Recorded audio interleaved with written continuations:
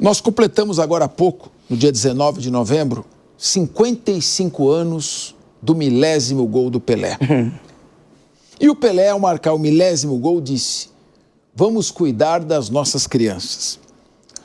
Uma das principais razões pelas quais nós vivemos num país tão violento é em razão da criminalidade juvenil. O jovem, ao praticar o crime, ele é muito mais violento.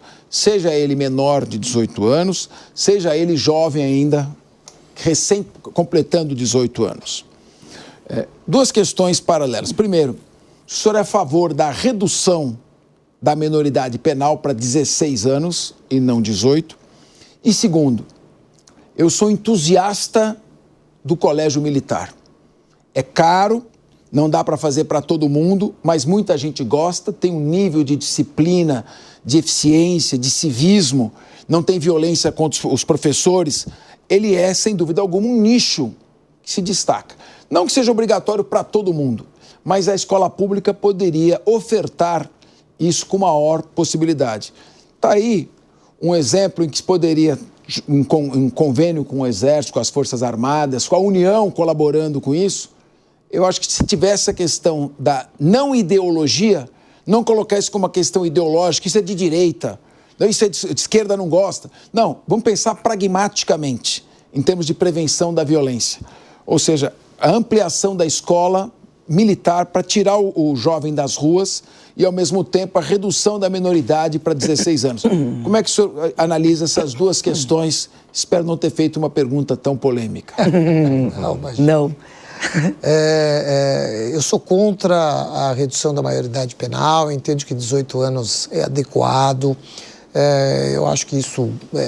veja, hoje em dia, aquele adolescente infrator que comete uma infração grave, ele vai ser, aqui em São Paulo, internado na Fundação Casa.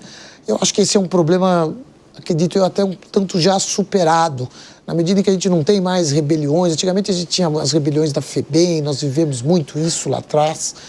Hoje a coisa está um pouco mais organizada nesse aspecto.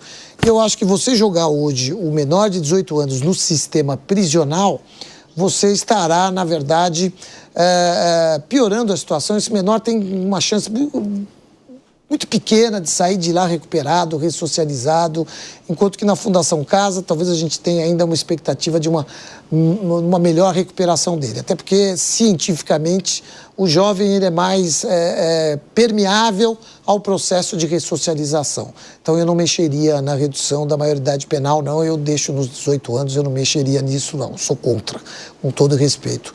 O colégio militar, eu acho que tem que ser uma opção para quem quer, etc e tal, mas eu não faria isso como uma política pública. Eu me perdoa, Capelo, mas eu gosto da escola em que as crianças, os padrões muito rígidos. Eu acho que o militar é uma opção da família que quer e etc e tal. Mas eu sou num padrão mais liberal, eu gosto de ver criança mais livre, acho que a criança tem que ter um espaço maior, acho que a gente precisa investir, na verdade, na educação pública. A educação pública precisa ter cada vez mais qualidade.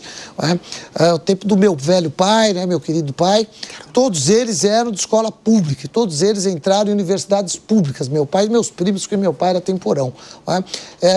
E eu acho que o Brasil tem que chegar num nível em que a escola privada é só para uma camada mais reduzida da população, os que têm mais condições financeiras. Acho que todos nós, inclusive nós, funcionários públicos, tinham que ter filhos em escolas públicas.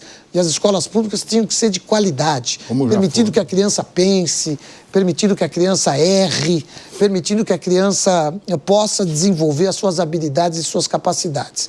Eu não colocaria meu filho na escola militar, respeito quem colocou e quem coloque, quem pensa dessa forma, mas os meus filhos estudariam num colégio um pouco mais de liberdade, com um pouco mais, enfim, para que pudesse desenvolver as habilidades de uma forma mais livre. Agora, só uma última reflexão. Você estava falando que seu pai faleceu em janeiro desse ano. Reflexão. Como passou rápido esse ano, impressionante. Eu lembro ali, um momento triste, a gente prestando solidariedade, mas janeiro, que loucura. Já estamos em dezembro. Doutor Sarrubo, a respeito da menoridade penal, eu estive conversando com o senador do PT, Alessandro Contarato, aliás, delegado de polícia também, e ele deu uma alternativa que eu achei extremamente interessante e justa e proporcional.